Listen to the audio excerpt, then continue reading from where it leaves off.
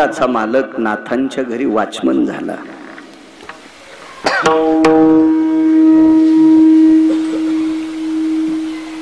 एकनाथ महाराजांच्या पायाला चिटकलेल्या मातीची बरोबरी गिरगावचा बाळू करू शकत नाही.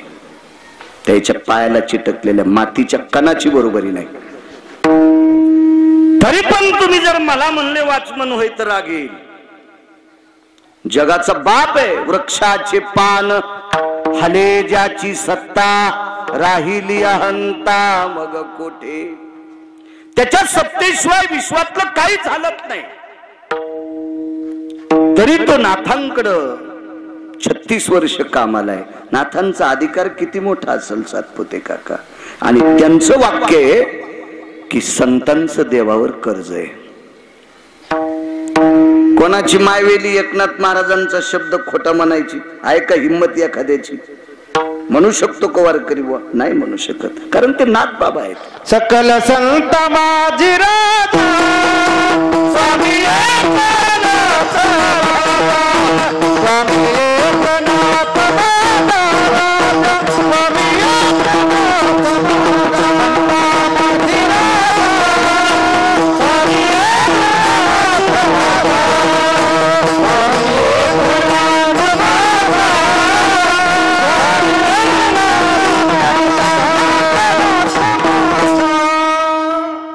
गोविंद उभं राहून घेत जाय.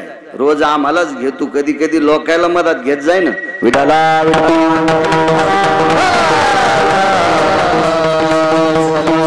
सकल संता माझी राजन स्वामी एकनाथ माझा. एकनाथ महाराज सर्व संतात राजे होते.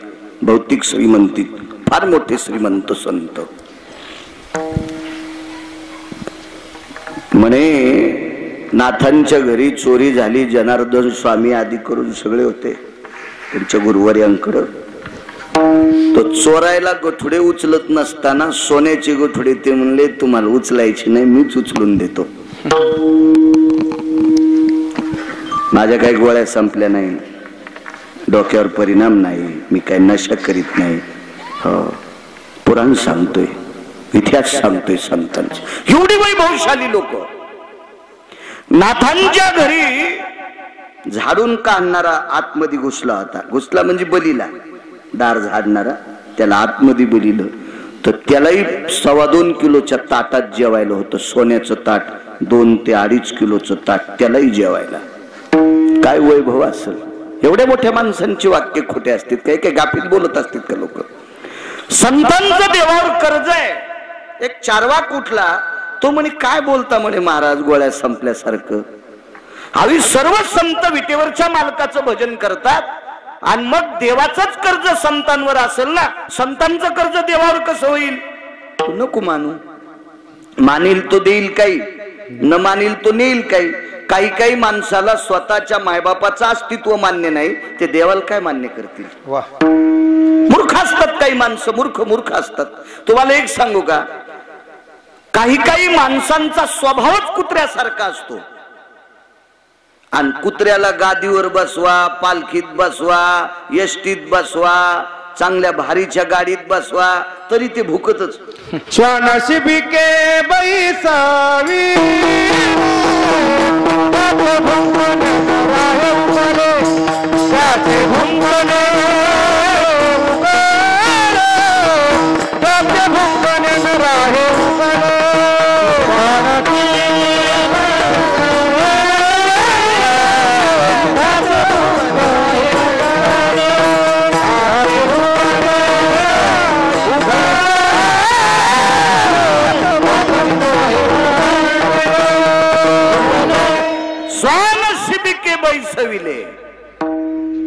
पालखीत जरी कुत्र बसलं तर ते भुकतच असतं. स्वभाव असतो कुत्र्याचा.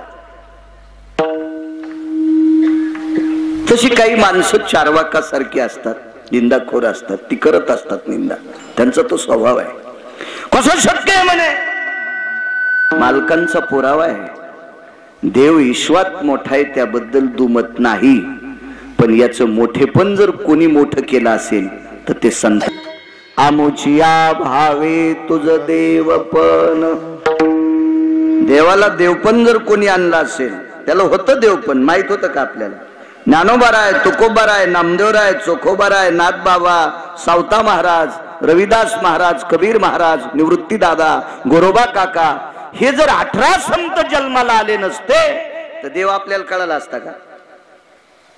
मग देवाला तू देव आहेस असं देवाचं मोठेपण दाखवायचं काम संतांनी केले. विश्वाची कुलदेवी कोण ठावी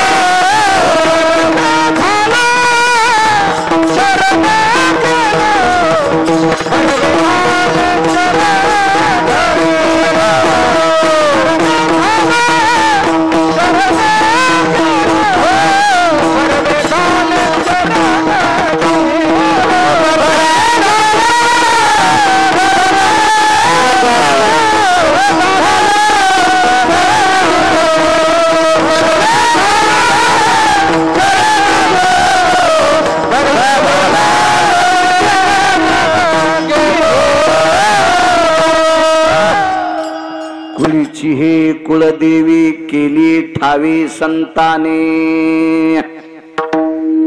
देवाला वरीच बसावं लागला असतो वैकुंठात आणि आपल्यालाही कळालं नसता. प्रचार प्रमुख आहेत संत देवांचे, एवढी ताकद आहे. याच्या पलीकडे सांगू का? एका माणसाकडे 500 कोटीची प्रॉपर्टी पण सुख नाही, काय जाळायची संपत्ती त्याची.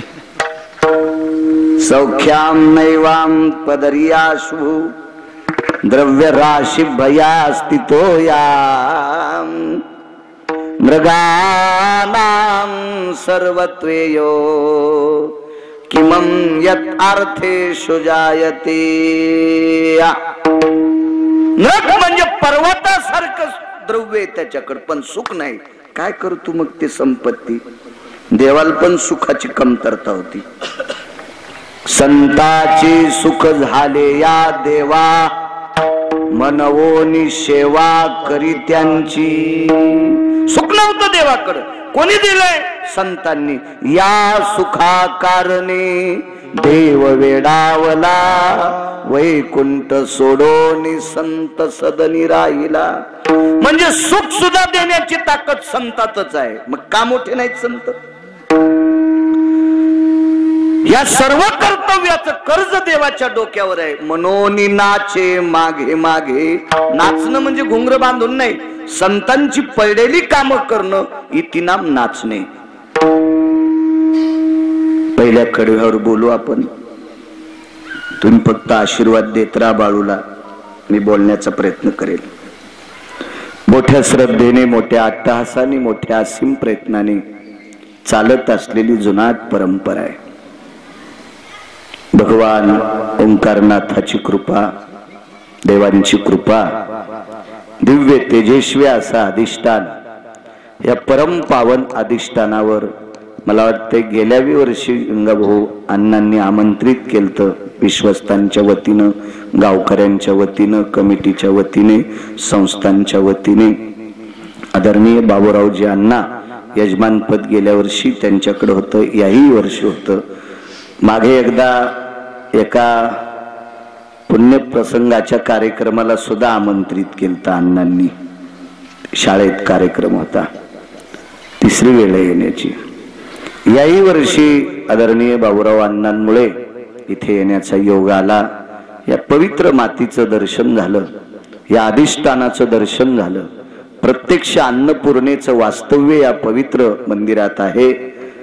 जाज्वल्य अधिष्ठाने खूप असं काही अन्नदान या तीर्थावर, अशा परम पावन तीर्थावर माझ्यासारख्या अल्पज्ञानी, सर्वसामान्य, साध्या छोट्याशा गिरगावकराला इथे कीर्तन करण्याचा योग येतोय. माझं अहोभाग्य आहे. तारखेच्या संदर्भात गंगा भाऊ 1-1.5 महिना बोलत होते, कोणती द्यावं कोणती घ्यावं, मागे पुढे करत करत करत करत आजची तारीख देण्याचा योग आला. उपस्थित सर्व श्रोत्यांना, माय मावल्यांना माझा नाक घासून प्रणाम. साऊंडवाल्यांना सुद्धा धन्यवाद. दोन्ही मृदंगाचार्य गोड वाजवतात, त्यांनाही प्रणाम करतो. माझ्या ज्ञानोबाराय तुकोबारायच्या नामाचा जयघोष करणारी वारकरी मंडळी, आदरणीय भास्कर महाराज असतील, उत्तरेश्वर बापू असतील, ज्यांनी सुरुवातीला कामाजी महाराज असतील, या बाजूची सगळी मंडळी, रंगा मामा गावातली भजनी असतील, आदी करून गावातली जेवढी भजनी आहेत सगळ्यांना धन्यवाद. आज आदरणीय पाचपुते काका, आपले सातपुते काका आलेले आहेत, त्यांनाही धन्यवाद. डिपार्टमेंट क्षेत्रातले कासलेवाल साहेब, उद्या त्यांची पंगत आहे, उद्याचा महाप्रसाद त्यांच्या वतीने आहे. भगवंताची कृपा, या संस्थांची कृपा त्यांच्यावर झाली, एक भाव अंत करण्यात आला आणि उद्याचं पूर्ण अन्नदान या पवित्र संस्थांवर प्रसाद आदरणीय कासलीवाल साहेबांचा आहे. देवाची ताकद, संतांचा अधिकार इतका मोठा असतो, इतका मोठा असतो सज्जनांनो. विटेवरचा मालक कोणाच्या अंतकरणात काय भाव देईल काही सांगता येत नाही, कशी श्रद्धा उद्भवेल काही सांगता येत नाही. त्यांचा भाव जागा झाला आणि अंतकरणात धर्माविषयी प्रेम. माझ्या बऱ्याच ठिकाणी कीर्तनाला ते येत असतात आणि उद्याचा महाप्रसाद त्यांच्याकडे आहे, त्यांनाही धन्यवाद. आदरणीय आमचे अंकुशजी महाराज आहेत, बऱ्याच दिवसापासून हा सर्व गाडा चालवतात, महाराजांना सुद्धा प्रणाम.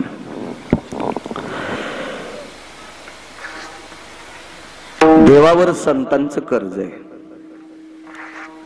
आणि हे कर्ज फेडण्यासाठी वाटेल ते त्यांचे काम करतोय. वेळ फार झाला, 1-2 मुद्दे तुमच्या पुढे मांडतो. अण्णा कीर्तन कमी करत नाही, काळजी करू नका.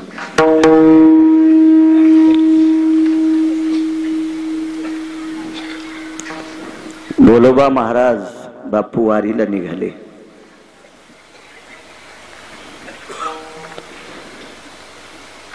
दोन 4 महिन्यापासून आपल्या धर्मपत्नीला म्हणाले, कनका मी तुला पुढच्या वारीला घेऊन जाणार, मोठ्या वारीला, आषाढी वारीला मी तुला घेऊन जाणार. धर्मपत्नीला म्हणाले. आमचे सोहळ्यातले वारकरी आहेत सोबतचे, नित्य आम्ही सोबतच असतो. मला पायी चालायचा काही त्रास होत नाही. साधतो ते काका, हे अपघातामुळे बॉयलजनला त्रास आहे म्हणून बसावं लागतं, हे पाप असेल एखाद्या जन्मातलं. विठाला विठाला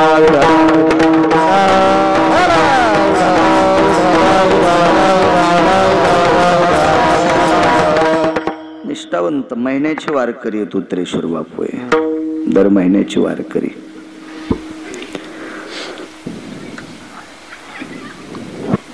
महिन्यापासून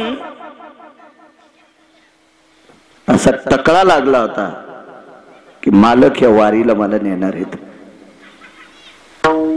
तो संती केला ऋणी याच्यावर सांगतोय. कर्म नो गती. गोलोबा महाराजांचे मित्र होते चाकणचे पाटील, आणि दोघांची चर्चा झाली, आपण आषाढीच्या वारीला, अमक्या अमक्या वारीला आपण दोघही आपल्या धर्मपत्न्या घेऊन जाऊ.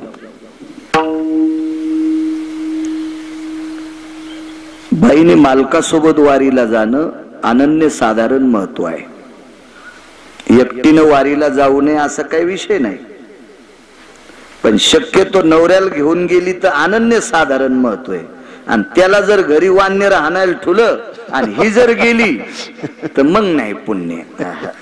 हिला खड्डा करून असं चंद्रभागेत जरी पुरलं तरी कवडीचं पुण्य नसतंय. जात जा शक्यतो. आता तो पाकिस्तानीच असेल तर मग नाही येऊ द्या, पण येतच असेल तर श्रद्धेनं बाईनं नेलं पाहिजे मालकाल सोबत.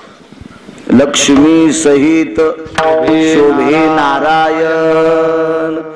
एक अनन्य साधारण महत्व आहे आपल्या भारतीय संस्कृतीमध्ये, या सनातन संस्कृतीमध्ये, या वारकरी संप्रदायामध्ये अनन्य साधारण महत्व आहे.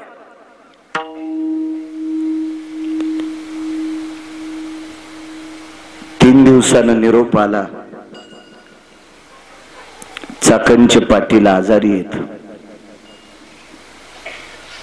चिठ्ठी आली, बोलवा महाराज मी येऊ शकत नाही. तो संती केला ऋणी सांगतोय. काय कर्ज आहे देवावर संतांचं. शक्य नाही मला येणं, नाही बोलवा महाराज येऊ शकत नाही. ठीक आहे. त्यांना असं वाटलं उद्या तरी बरं वाटेल. ते निष्ठावंत माणसं आहेत. ते काय असं थोडंफार दुखण्याला घरी थांबणारी माणसं नाहीत. ते निष्ठावंत लोक आहेत. बोलोबा महाराजाला वाटलं ज्या दिवशी निघायचं त्या दिवशी चाकणच्या पाटलाचा बदल होईल आणि निरोप येईल, मला घेण्यासाठी येतील ते. पण नाही. उद्या वारीला निघायचं. संध्याकाळी कनकाबाईला सांगितलं. कनका, नाव होतं कनकाबाई. कनक म्हणजे सोनं. कनक म्हणजे सोनं. काय नाव आहे गोड.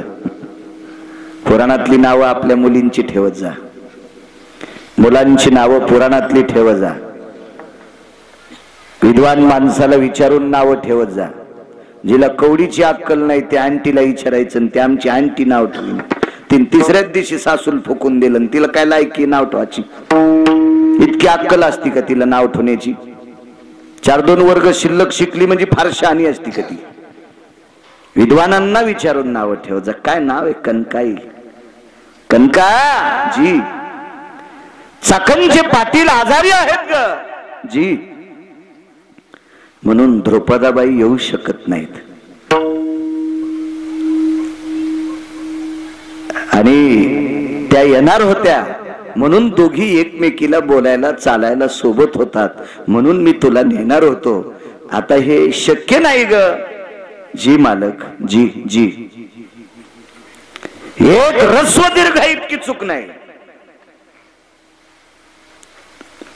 इथं बसलेल्या कोण्याही माणसानं पत्नीला म्हणावं मी तुला अमक्या अमक्या ठिकाणी नेणारे महिन्यापासून बोलावं आणि निघायच्या दिवशी सकाळी म्हणावं मी तुला नेत नाही.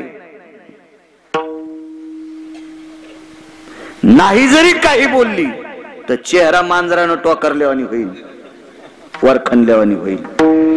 इतकं तरी होऊ शकते. इतकं तरी होऊ शकते. रस्व दीर्घ इतकं दुःख नाही. कारण मालकाला वारीला वाट लावायचंय. आपला चेहरा अप्रसन्न दाखवता काम नाही. जी मालक. जी जी जी जी. पिशवीतली चोळी काढली, पातळ काढलं. बऱ्यापैकी स्वतःच्या वस्तू होत्या. कुंखाचा करंडा होता. सगळं काढून घेतलं. मालक 2-3 पिशव्या होत्या. त्या पिशव्यात काही इकडचं तिकडचं सामान होतं. मी सगळं काढून घेतलं. बरं बरं काय हरकत नाही.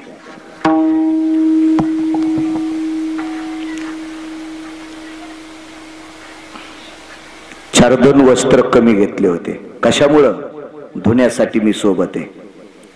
मालकाचे धोत्र धुईन, निमस्ती धुईन. जिंच्या पॅन्टीवाल्यांना निमस्ती कळायची नाही. बनेन मी बनेन धुईन, धोत्र धुईल, फेटा धुईल, उपरणं धुईल. त्याच्यामुळे कमी घेतले होते. पण पुन्हा एक पिशवी भरली. बोलोबा महाराज म्हणतात कनका जी अगं तुझं सामान काढूनही एक पिशवी आगाव झाली. ऐका मालक, ही वारी पावसाळ्यातली आहे. कधी पाऊस येऊ शकतो. फेटा भिजेल, उपरणं भिजेल, सदरा भिजेल, धोत्र भिजेल. तुम्हाला सर्दी होईल. तुम्ही वल्ल वापरू जाऊ नका म्हणून मी शिल्लक धोत्र दिलेत. 400 वर्षापूर्वीच्या स्त्रीचं चरित्र सांगतोय. 400 वर्षापूर्वीची या महाराष्ट्रातली स्त्री किती पवित्र आहे कल्पना करा. आजही आहे. आजही आहे. 400 वर्षापूर्वीचं कथन सांगतोय. मारुतीरायाच्या मंदिरापर्यंत वाटे लावण्यासाठी सोबत गेल्या. तीर्थयात्रेला जाणाऱ्या व्यक्तीला मंदिरापर्यंत वाट लावणाऱ्याला एक अनन्य साधारण महत्व आहे. त्याच्यासाठी पुरावा आहे. नमो तीर्थपाते चालती तयासे, नमो तीर्थपाते चालती तयासे. एक बोलावे त्याचे नमो. एक बोलावे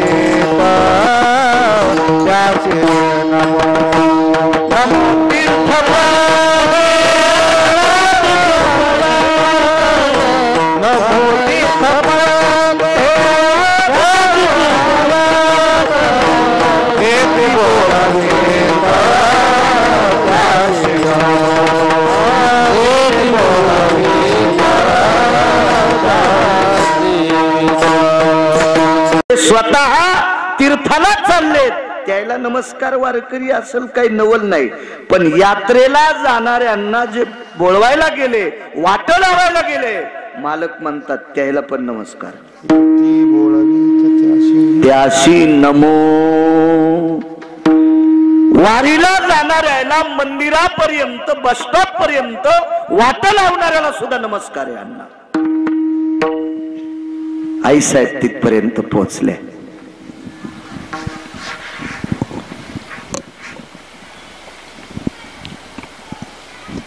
सोबत कोणीतरी एक जण होत, हाताला स्पर्श केला आणि सांगितलं बाळा मालकाचं वय झाले, सांभाळ बरं, सांभाळ त्यांना. एकदा अभंग म्हणत असताना ते पाणी पित नाहीत, काही नाहीत, भोपळा सोबत दिला, पाण्याचा भोपळा, पाण्याची आठवण करून द्यायचंय. इतकं प्रेम आपल्या पतीवर, इतकं प्रेम. निघाली वारी. बोलोबा महाराज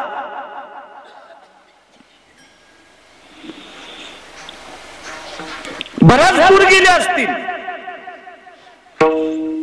घरी आल्या, आतमधलं दार लोटून घेतलं आणि खांबाला कवटाळलं. देवा कुठल्या जन्मातलं पाप होतो आलं रे.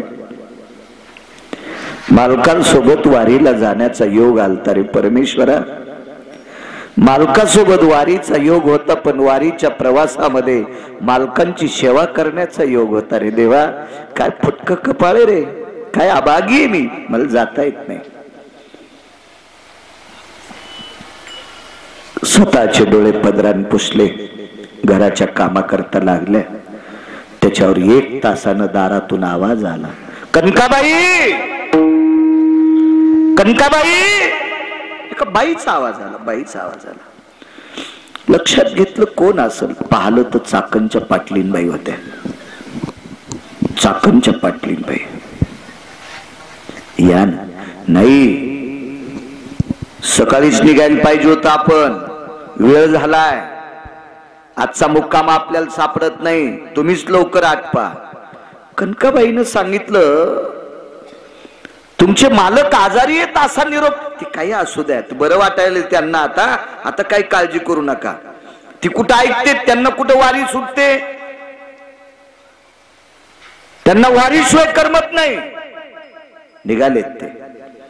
कनकाबाईनं पिशवी त्यांच्या बैलगाडीत टाकली. चाकणचे पाटील, चाकणच्या पाटलांच्या पत्नी आणि बोलोबा महाराजांच्या पत्नी कनकाबाई जय जय रामकृष्ण हरी वारी निघाली. वारीचा एक मुक्काम यांच्या पाठीमाग. बोलोबा महाराज पुढच्या गावात, त्या अलीकडच्या गावात. पोचली दिंडी पंढरपूरला. पंढरपूरला दिंडी पोचल्याच्या नंतर चंद्रभागेमध्ये स्नान केलं. एकादशीचा दिवस आहे, मधले 1-2 दिवस भेट होऊ दिल नाही, एकादशीच्या दिवशीच. आणि स्नान आटपलं आणि चाकणचे पाटील आणि पाटलीनबाई म्हणतात, कनकाबाई एक काम करा, आता चला बरं आपल्याला नगर प्रदक्षिणा करायची.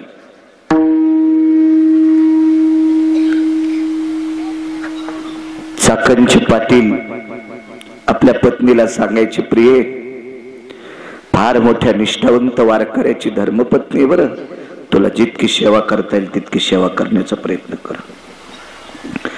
कनकाबाईला स्वतःच लुगडं एकही दिवशी चाकणच्या पाटलीने धुऊ दिलं नाही. रोज धुवायचं, रोज रोज रोज रोज. चाकणच्या पाटलीने रस्त्याने काड्या जमा करायच्या, 3 दगडाची चूल मांडायची, स्वयंपाक करायचा, पाटलांना जेवायला वाढायचं आणि मग या दोघी जणीनं जेवायचं. ताट लावायचं कनकाबाईला. कनकाबाई म्हणायच्या, पाटलीनबाई काय तुम्ही सगळं पुण्य घेता? नाही म्हणे, तुमच्यासारख्या महान साध्वी स्त्रीची सेवा घडती आमचं अहोभाग्य. आणि एकादशीच्या दिवशी नगर प्रदक्षिणा निघाले. चंद्रभागेचं स्नान आटपलं होतं आणि पुंडलिकरायाच्या जवळ आल्याच्या नंतर बोलोबा महाराजांचा संतपर अभंग चालू होता. अभंग चालू होता संतपर. पुंडलिकरायाला नमस्कार करत होते तेवढ्या अवकाशात चाकणच्या पाटलांनी सांगितलं, कनकाबाई आता मालकासोबत जा, आता मालकासोबत जा. पाहलं बोलोबा महाराजांनी कनकाबाईला पाहलं. पण ते काय तुमच्या माझ्यासारखे वारकरी होते का? कोणा संग आलीस, कोण होत सोबत, एसटी लागली होती का तुला, सीटवर जागा होती का? ते काय असं पंचायत म्हणावं थोडाच होता त्यांना. हे तुम्ही आम्ही नुसतं पाहलं आणि मालकाच्या पाठीमाग दिंडीमध्ये नगर प्रदक्षिणा आटपली, मठावर आले. शब्द नाही एकादशीच्या दिवशी, एक शब्द नाही, वाईट सुद्धा नाही. द्वादशीच्या दिवशी सकाळचं कीर्तन आटपलं, द्वादशी सुटली आणि बसले एकांतात. कनकाजी कोणासोबत आलीस ग? तुम्हाला ऐकू जाण्यासाठी मी मोठ्याने बोलतोय. कनका कोणासोबत आलीस? चाकणचे पाटील आणि त्यांच्या पत्नी मला घ्यायला आलत्या. बर कुठे ते? काही नाही, नगर प्रदक्षिणा करत असताना मला त्यांनी तुम्हाला दाखवलं आणि त्यांनी सांगितलं आता मालकासोबत जा, आम्ही आमची नगर प्रदक्षिणा करतो, तुम्ही मालकासोबत तुमच्या मठावर जा. बर चाकणचे पाटील तुझ्या ओळखीचे हो, आपल्याकडे बऱ्याच वेळेस पक्षाला जेवायला आलते, म्हणजे पित्राला बऱ्याच वेळेस आपल्याकडे पितृतिथीच्या दिवशी जेवायला आलते. मी ओळखते त्यांना, मी स्वतः त्यांच्या भातावर तूप वाढ, खिरीवर तूप वाढ, मी ओळखते ना त्यांना. कनका अजूनही खरं सांग, तू कोणासोबत आलीस? ऐका ना मालक, मी कशी खोटं बोलणार तुम्हाला? नाही खोटं बोलत. चाकणचे पाटील आणि चाकणच्या पाटलीन होत्या. बोलोबा महाराजाच्या डोळ्यातून पाणी टपकलं. कनका चाकणच्या पाटलाचा कालच्या सप्तमीला दावा झालाय. चाकणच्या पाटलाचा कालच्या सप्तमीला दावा झालाय. ज्याचा कालच्या सप्तमीला दावा होतोय तो तुला कसा आणतोय? ज्या बाईचा मालक कालच्या सप्तमीला मृत्यू पावतोय ती बाई वारील कशी येईल? कनका वाटानं काय काय झालं? काही नाही मालक, मला एकही दिवशी लुगडं धुदेल नाही, चुली धुदेल नाही. बर पुन्हा मला स्वयंपाक करू दिला नाही. पुन्हा रावटीत मी आणि चाकणच्या पाटलीन दोघ जण झोपत होतो. पाटील रावटीच्या बाहेरच बसून असायचे. बोलोबा महाराजांनी सांगितलं, कनके पाटील होता त्याबद्दल दुमत नाही, पण पाटील पंढरपुरातला होता. पाटलीन होती त्याबद्दल दुमत नाही, पण पाटलीन विटेवरची होती. दृष्टांत संपला. श्रुतीने जगाच्या मालकाला प्रश्न केला, होय जगदानंद कंद जगतपते, काय गरज होती तुम्हाला चाकणच्या पाटलाचं रूप घ्यायची? काय गरज होती लक्ष्मीला चाकणच्या पाटलिनीचं रूप घ्यायची आणि कनकाबाईची सेवा करायची? ऋण सांगू का काय होत? कनकाबाई एकदा मालकासोबत दर्शनाला गेलत्या. त्यावेळेस विटेवरच्या मालकानं कनकाबाईला कनकाई शब्द वापरला. मागे पुढे पाहिलं, लक्षात आलं, देव बोलतोय. काय देवा? हे मागणं काहीतरी, हे आई मागणं. विटेवरचा पाप कनकाबाईला आई म्हणत होता, आई म्हणत होता. आई मागणं का? आई काहीतरी मागणं. कदरून गेल्या होत्या असलीवाल साहेब, कदरून गेल्या. शेवटी कदरल्याच्या नंतर कनकाबाई देवाला म्हणल्या, वारकरी बुवा, देवा तू का ताण देतोस रे? तुलाच काही भीक लागली असेल तर मला माग. काय वाणी होई? देवा तुम्हाला का त्रास देतोस रे? तुला जर काही भीक लागली असेल किंवा तुला काही अडचण असेल तर मी देते. देशील? काय मागशील? देह टाकते पायावर तुझ्या वळून. मनान देऊ नकोस माय. देशील का? जगाचा बाप इटेवरनं खाली उतरला आणि बाईसाहेबाला पदर पसरला पितांबराचा. माय 9 महिने तेव्हा पोटात जागा दे. म्हणे रामेश्वर भट्ट दिजा तुका विष्णू नाही तुझा. महाराज काय बाई होती ती. विश्वाच्या मालकाला भीक मागायला लावायची वेळ आणावी. जगाच्या मालकाला तिला भीक मागावं. वर्चस्व काय असेल त्या माऊलीचं, काय सेवा असेल पतीची, काय संसारातल्या लोकांवर आदर असेल, काय घरातल्या ज्येष्ठ लोकांविषयी प्रेम असेल, काय वारकऱ्याविषयी जिव्हाळा असेल, या कर्तव्याचं कर्ज देवाच्या डोक्यावर होतो. म्हणून मालक म्हणतात विश्वाच्या मालकावर हे संतांचं कर्ज आहे, तो बोज सहन होत नाही. याच्या करता त्यांची सेवा करून उतरतोय. म्हणून नाचे मागे मागे. 15 तारखेला संक्रांत झाली. आजची 26 तारीख, 11वा दिवस आहे का आजचा?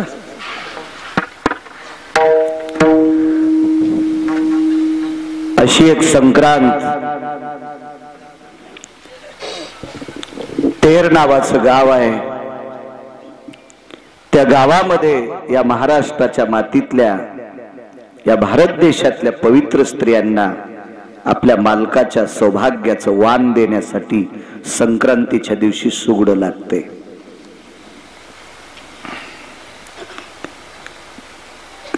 एक अर्धा टक्का बायानं 5-6 वर्षापूर्वी कहर केलता शहाणपणा. काही बायानं चांदीचे बुटके केलते वाण द्यायला. मला एक भेटली म्हणजे महाराज मी चांदीचे सुगडे तयार केले. त्या बापाची जहागिरी आहे का म्हणलं.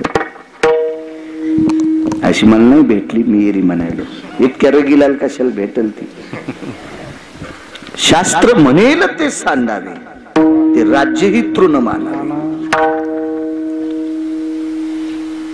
पुराणाचा, शास्त्राचा, वेदाचा, ऋषीमुनींचा निर्णय टाळणं ही चूक असते.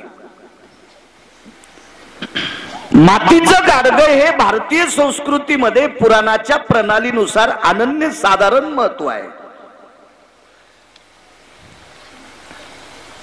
बाबूरावांना 1000 एकर जरी जमीन असेल, जिजा काका 1000 एकर जमिनीवाला जरी मेला तर सोन्याच्या गुंडीत दिसतो नाही. मातीच्याच गाडग्यात न्यावं लागते. 1000 एकर वाला मरू द्या, 1000 एकर वाला मरू द्या. त्याच्या पलीकडे पाहतो. एका मंदिराला 5 किलो सोन्याचा कळस आहे. कळस किती किलोचा आहे? 5 किलोचा. पण त्याला ज्या वेळेला स्नान घालतात काय भूदेव, कर्मकांडातले विद्वान लोक, ब्राह्मण मंडळी, तर ते 81 बोळक्यानं स्नान घालतात. ते मातीचेच लागतात. मग कळस 5 किलोचा आहे, मग एखादा तांब्या आणता येत नाही का भास्कर बसवण्याचा? पण नाही जमत, त्याला मातीच लागतं. मी आता करत नाही. मागे मी जायचो 27 वर्षापूर्वी. कधी कधी वनाची वास्तू काय असेल तर कधी योग यायचा जाण्याचा, नुसतं पाहायचा योग यायचा. आपली काय लायकी एवढ्याले घर पाहायची. आपल्याला 5-6 पत्राचं घर आहे का नाही, कशाला आगावपणा. पण पाहण्याचा योग येत होता. 4.5 कोटीचं घर एका व्यक्तीचं, 4.5 कोटीचं घर.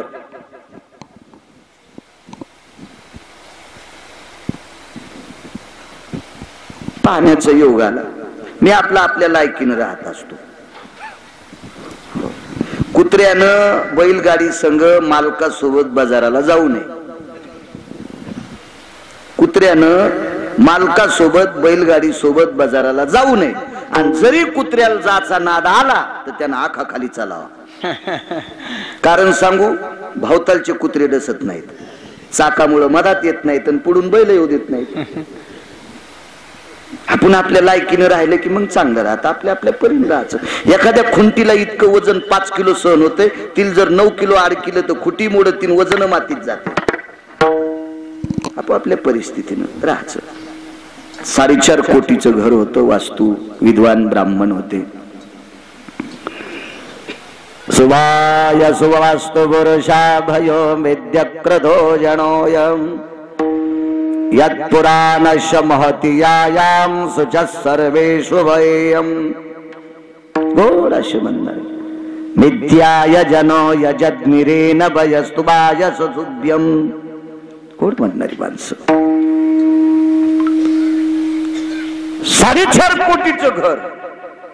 स्वयंपाक घरात एका कोपऱ्यात छिद्र ठेवलं फरची बशिणाऱ्याने. वास्तुपुरुष 1 तोळ्याचा होता सोन्याचा. 1 तोळ्याचा वास्तुपुरुष सोन्याचा. आणि मातीचं गाडगं घेतलं वारकरी बुवा, त्याच्यात तांदूळ टाकले, धने टाकले आणि त्याच्यात 1 तोळ्याचा वास्तुपुरुष गाडग्यात. आणि घर 4.5 कोटीचं. तर ते मालक जरा फुगीर सोसायटीचा अध्यक्ष होत. ते म्हणला महाराज तुम्हाला एक लक्षात येतं का. म्हणलं काय रे. म्हणे 4.5 कोटीचं घर आहे, वास्तुपुरुष 1 तोळ्याचा आहे, 62,000चा. आता काय तोळा असेल काय आपल्याला काय माहित नाही. आपल्या लोखंड घ्यायची लायकी नाही, सोन्याचा भाव कशाला ताण घ्यायचा आहे का नाही. मग 62,000 रुपयाचा वास्तुपुरुष, 4.5 कोटीचं घर आणि मातुड्याच्या बोळक्यात का. भूदेवांना सांगितलं मालक काय यजमान तुम्ही 1000 कोटीचं घर बांधा पण वास्तुपुरुष मतकुंभातच असतो. एक अनन्य साधारण महत्व. सौभाग्यवती स्त्रीच्या इथे 5 क्विंटल सोना असावा पण सोन्याचे सुगडे करी जाऊ नको बाई. हो मालक 10-5 वर्षांना आधी जाईन. येड्यावानी काऊन करायलीस तू. मंत्र चळे थोडा नियम चुकल्यावर काय होतं माहितीये का. कालिदास नाव ऐकून येत ना तुम्ही. कालिदास महाराज तुम्ही ऐकलं असेल. कालिदासांची संस्कृती प्रचंड संस्कृत होती. गोड गोड गोड. कालिदासाच्या नगरीतल्या पाणी शेणणाऱ्या पुरी सुद्धा संस्कृत मध्ये बोलत होत्या. आता आमच्या कधी कधी संस्कृत पुढचं नाही आलं की आम्ही नारे नारे करत असतो. याला सब्रतो भयजत निरेना वा वा वा वा. काय कळतं डोंबरापूरच्या. पण कालिदासाच्या नगरीमध्ये एक जयपत्र मागण्यासाठी व्यक्ती गेला तर आडावर पाणी शेंदीत होत्या. तर त्याला वाटलं आता रस्त्यानं चालत आलोय, घोड्यावर गेल तर बसत. धूळ उडाली होती तापाची. हातपाय धुवा. एका पोरीला सांगितलं पाणी द्या. तिने स्वतः पाणी काढलं आणि पायावर पाणी टाकलं त्याच्या. तोही पंडित होता चांगला. विचारलं कोण आपण. कोण कोण. चतुर्मुखो नच ब्रह्मा वृषारूढो न शंकरा. चतुर्मुखो नच ब्रह्मा वृषारूढो न शंकरा. अकाले वर्षते मेघम तस्यहं कुलबालिका. ती पोरगी होती कोळ्याची.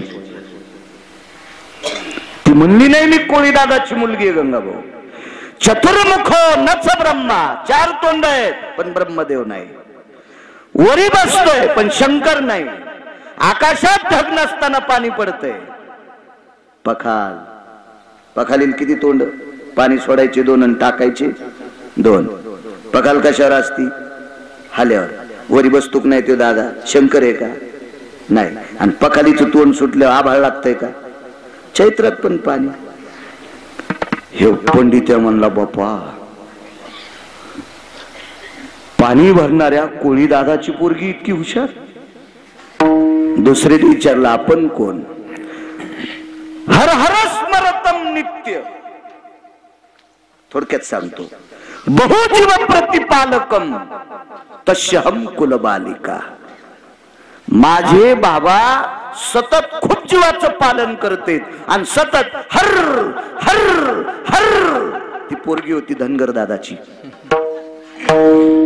हर हर स्मरतम नित्य बहुजीव प्रतिपालकम.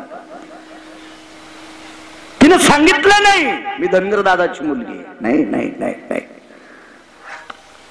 काय विद्वत्ता काय विद्वत्ता. दुसरी विचारलं आपण कोण. पंचप्रिया न पांचाळी कृष्ण मुखच्च न वानरी. काळतोंडे पण वानरी नाही. 5 पती पण द्रौपदी नाही. तस्यहं कुलबालिका. ती कालिदासाच्या नगरीतल्या राजाच्या कंकाची पोरगी होती. कंक म्हणजे चार्टेड अकाउंटंट हिशोबनीस. अण्णा चार्टेड अकाउंटंट. हो, खात्याची ताळेबंदीसाठी लागतेच आपल्याला चार्टेड अकाउंटंट. सीए. आपलं शिक्षण कमी पण फिरू माहीत झाले. मोठ्या लोकांकडे जाण्याचा योग येतो ना, त्याच्यामुळे हे कळत नाही. तर आपली कुठं लायकी होती इतकं कळायची. पंचप्रियान पांचाळी कृष्ण मुखचन वानरी. काळ तोंडे पण वानरी नाही. पेनचं तोंड कसं असते असलीवर साहेब? काळ. किती बोटांना धरावं लागती? पंचप्रिया समंत 5 बोटाचा येतो ना. 5 पती आहेत पण द्रौपदी नाही. काळ तोंडे पण वानरी नाही. तश्याम मतलब पुढचं सोडून देतो. कंक म्हणजे हिशोबनीस. मी त्याची पोरगी. हे म्हणला जातो वापस इथूनच. अशा 28 पोरी भेटल्या. किती सांगितलं तुम्हाला? 3. याच्यातच 11 वाजायची. दुसरीला विचारलं कोण आपण? शत्रु मित्र न जानाती. मागे पुढे सांगतोय नित्य जुहती दरव्यानी शत्रु मित्र न जानाती तशम कुलबालिका. मी त्याची पोरगी म्हणजे सोनाराची. मधलं घरी जाऊन वाचा. या कालिदासाचा संस्काराचा पगडा, कालिदासाच्या अभ्यासाचं प्रभुत्व, कालिदासाच्या निष्ठेचं प्रभुत्व, म्हणून त्या नगरीतल्या पोरी सुद्धा इतक्या विद्वान होत्या. पण याच कालिदासाचे एके दिवशी कर्म चुकलं. कालिदासाला एक आजार झाला बापू. आजार झाला. आजार. प्रत्यक्ष कालिदासाने डोळे झाकून स्तवन केलं तर मूर्तिमंत नागनाथ कालिदासाच्या समोर आले. म्हणजे शंकर उभे राहिले कालिदासाच्या पुढे. शंकर काय झालं म्हणे? बघा माझे आजार. हे जगदंबा पार्वतीला आमंत्रित केलं. हे गिरिजा काय झालं कालिदासाला? काही नाही म्हणे मालक. यांचा नियम चुकल्यामुळे यांना आजार. दृष्टांत संपला. ज्याच्या नगरीतल्या पाणी भरणाऱ्या पोरी जरी इतक्या विद्वान असतील तर वारकरी व कालिदास किती विद्वान असतील? भास्कर वा. तर याही कालिदासाचा नियम चुकल्याच्या नंतर त्याला एक विकार जडतोय. तर याईनं चुका केल्यावर, तुम्ही चुका केल्यावर, आम्ही चुका केल्यावर, चुकली यावर मग फेरा पडे. चुकली यावर मग फेरा पडे. चुकली यावर मग फेरा पडे. चुकली यावर मग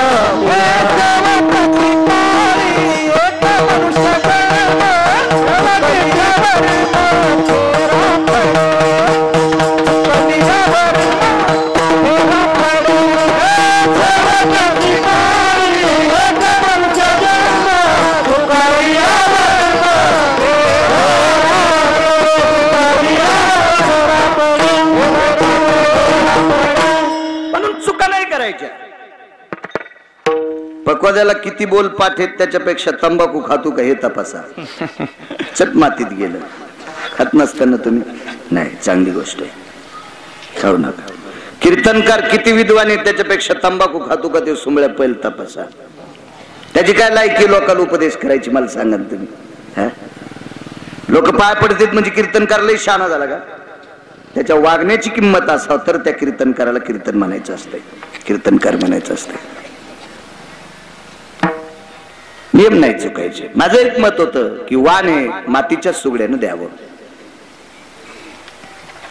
चला तुम्हाला एक सांगू का, आपण नियम मोडून जर परमार्थ करत असतील तर आपण बहुरूपी येत.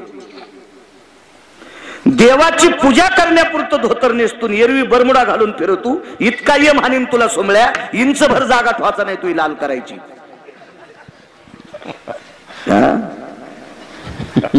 तू पोटाची खळगी भरण्यासाठी नाटक करायला देवाला फशी तू सोमळ्या हरामखोरा. विठाला विठाला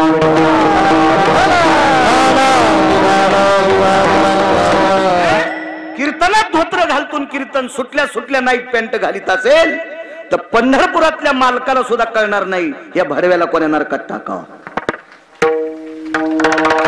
तुम्ही याला बी टाळ्याच वाजवायले. अहो या चुका करणाऱ्या याच्यात चुका वाढून ठेवल्या तुमच्यातल्या 2% नालायक आहे ना. तुमच्यातल्या रागाला तर मला बोलणार नाहीत, नका बोलू. पठ्याला पाईप द्यायला पंढरपुरातल्या मालकान पैशाच्या, मी नाही कोणाच्या अंडरविलीत होत. कारण तुम्ही चुका सहन करता म्हणून परमार्थातल्या हरामखोर लोकांचं चाललंय. हो, पांढरी कपडे घालून परमार्थात यायचं.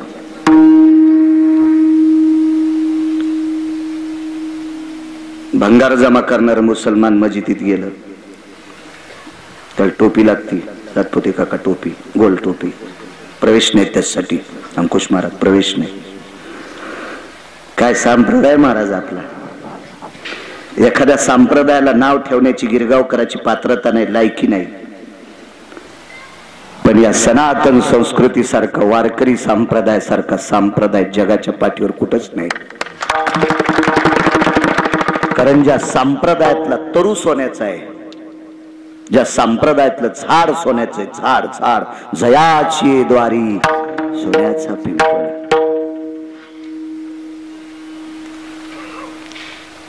हे तुम्ही लोकायला फसिता, मी तुम्हाला फसीन. अण्णा देवाला नाही फसू शकत. येथे नाही खोटा